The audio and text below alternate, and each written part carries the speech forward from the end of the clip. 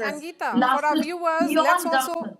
underscore that crucial visit of Prime Minister Modi, who had visited Russia in July 2024, was his first since the full-scale Russia-Ukraine war began in 2022.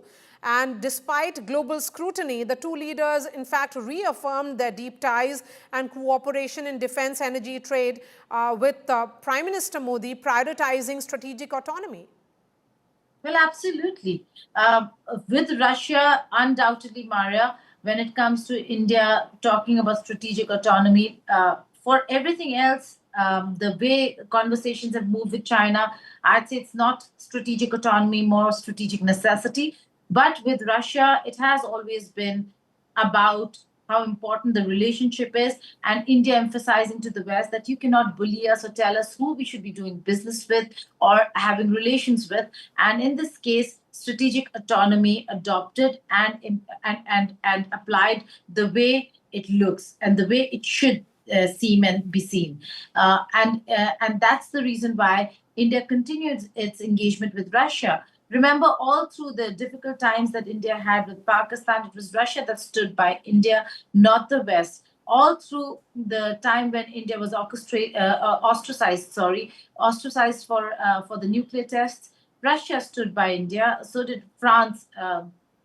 Interestingly, while the entire world sanctioned and ostracized India. So over here, at this point in time, India has not forgotten. Governments after governments, it's not just the Modi administration. The importance that India has attached to Russia is historical. That's right. And that historical importance one cannot forget or negate.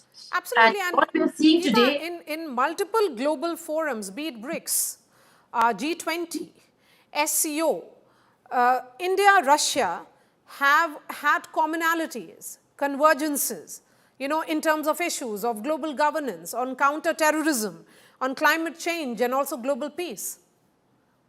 absolutely. Absolutely, when it comes to terrorism that impacts India, Russia is affected. Russia actually stands by India. The most of the ammunitions that we use today is still Russian.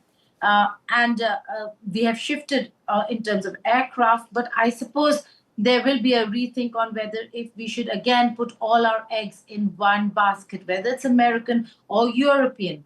Should India be doing that, given the fact that we don't always see eye to eye, we don't always think alike, we don't always have the same interests. But with Russia and India, we align ourselves to those interests.